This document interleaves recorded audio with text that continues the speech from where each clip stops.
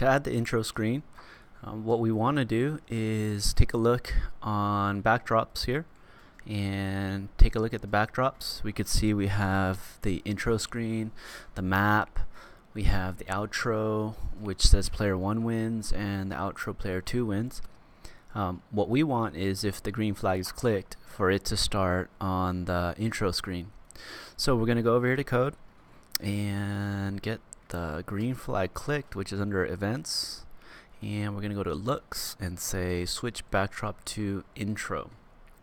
Okay, and so if the game ends on this backdrop here, then I hit the green flag and it starts with gotcha. Right? So now to get this intro a little bit more interesting, let's go ahead and play a sound. And you can see here that we have a couple of sounds. We have this pop, which is generic.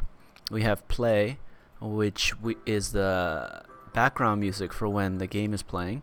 And then we have the cheer, which is when you win at the end, or when someone wins at the end. And then we have the gotcha. Right? And so I'm going to use this gotcha sound in the beginning when we play our intro screen, and also at the end when somebody gets got. Right? So let's go ahead and come over here to code, and let's add a play gotcha sound. Okay, so we hit it.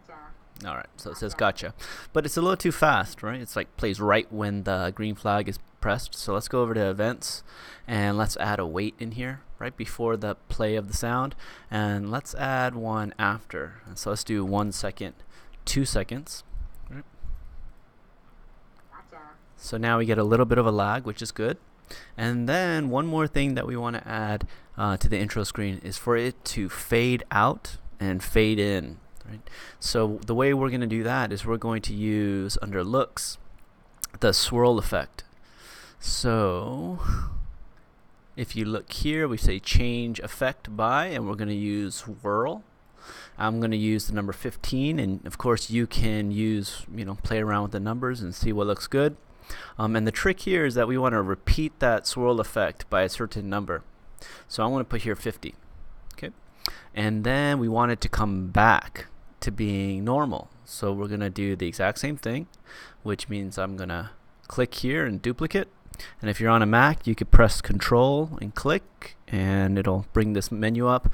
Or if you have a 2-button mouse, you can right click on the block and it'll bring this up. I'll duplicate.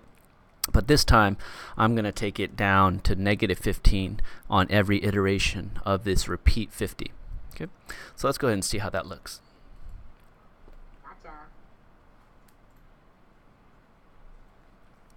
Alright, so it swirls and swirls back, but if you noticed in the intro video, what we did to make it swirl is after it swirled, we switched it to the map, and then it swirled back, getting the game started and ready to go. So how do I get that going? Well, right here in the middle of the two repeats, what I'm going to do is go to looks and say switch backdrop to, and I'm going to choose the map. So that way we get this effect.